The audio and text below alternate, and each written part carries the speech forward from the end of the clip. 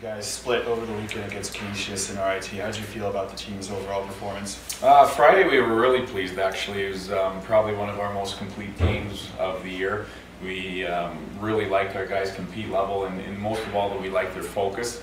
Saturday was a little bit different story. It was one of those things on the bench we just lacked a lot of energy, lacked a lot of communication, and I think the results showed that. So that's something that we've tried to rectify this week in practice, obviously moving ahead with Air Force. But again, it was just kind of a Jekyll and Hyde weekend. Really happy with Friday, but not the results and the effort on Saturday. And then on Friday, CODY WYDO had his hat trick. I mean, really can't say much else about the performance he had in Penn State and then playing Canisius. Yeah, no, I mean, CODY's been really hot lately. It's kind of one of those things where we've said that he's kind of smelling blood in the water, so to speak, where, you know, the 4 and the 3 goals, anything he touched that was going in the net, and I think, you know, that just speaks to his ability to score goals. And it always perplexes us because a guy that has that talent just seems to find, you know, the open areas, but that, again, is a skill. CODY, again, you know, has been carrying the weight offensively, and that's something where we've worked on with our guys too, with trying to you know, produce more secondary offense.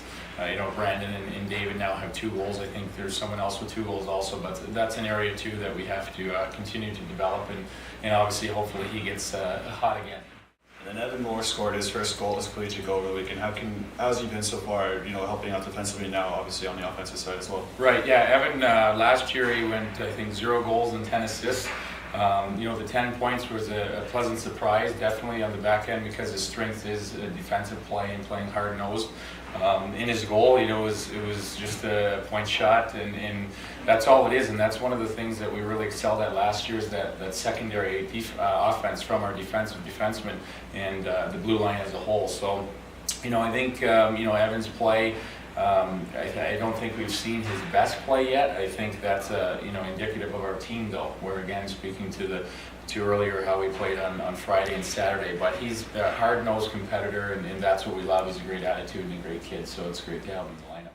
You guys play Air Force this weekend. What are the challenges coming up to play them, especially how are you going to work on with playing up there in Colorado Springs? Right, well, I mean, Air Force is, you know, at the top of the standings right now, and they've gone to the tournament the last couple of years, so obviously when you're playing a top team in your league, you're always going to get up.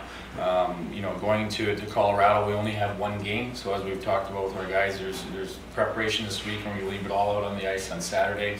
Their goaltender Torf has been very good in the league, and then their MO, you know, just being at the academy, is that they work extremely hard, they compete hard, and we know that they'll be ready. So we have to, you know, control ourselves, but match or exceed their work ethic and try to, you know, to let our skill take over. All right, thank you for your time.